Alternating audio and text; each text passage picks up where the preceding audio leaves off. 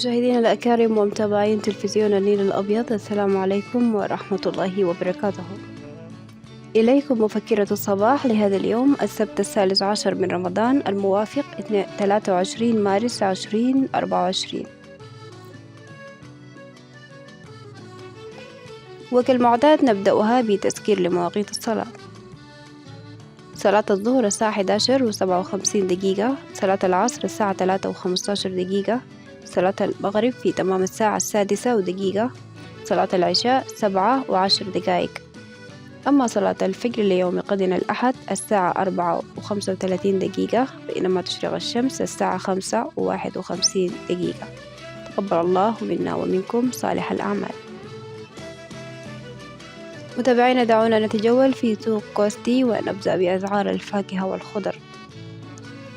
كيس البامية 9000 جنيه، جوال البطاطس 70,000 جنيه، جوال البامبي 14,000 جنيه، صفيحة الطماطم 8,000 جنيه، جوال الأسود 11,000 جنيه، جوال العجور 18,000 جنيه، جوال الشطة 40,000 جنيه، جوال الفلفلية 50,000 جنيه، ربطة البصل الأخضر 4,000 جنيه، ربطة الجرجير 1,500، ربطة الخضرة 4,000، جوال الليمون 160,000 جنيه، جوال بصل أسباني أخضر 50,000 جنيه، ربطة النعناع 800 جنيه، ربطة الرجلة 1,500، ربطة الشمار 700 جنيه، كيس الكوسة 4,000 جنيه.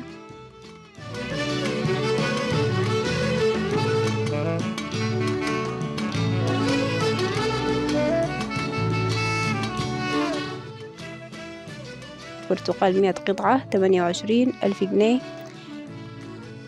ربطة قصب السكر 15,000 جنيه، كرتونة التفاح 35,000 جنيه، جوال البلح 65,000 جنيه، 100 كيلو موز 25,000 جنيه، 100 قطعة جريب فروت 35,000 جنيه.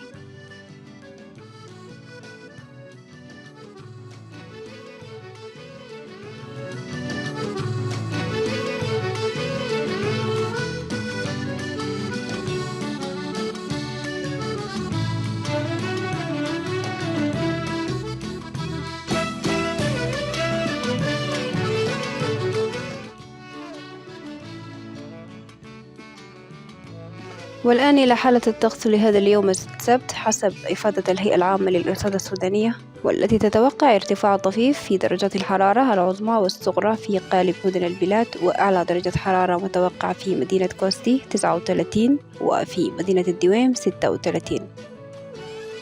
تابعونا على صفحاتنا في الفيسبوك تلفزيون النيل الأبيض الصفحة البديلة، وعلى قناتنا في اليوتيوب تلفزيون النيل الأبيض بالاشتراك والإعجاب والمشاركة ووضع تعليقاتكم المعينة لنا لمواصلة العمل والاجتهاد. رأيكم يهمنا. بهذا نكون وصلنا إلى ختام هذه المفكرة لهذا اليوم، حتى نلتقيكم في مفكرة أخرى في رعاية الله.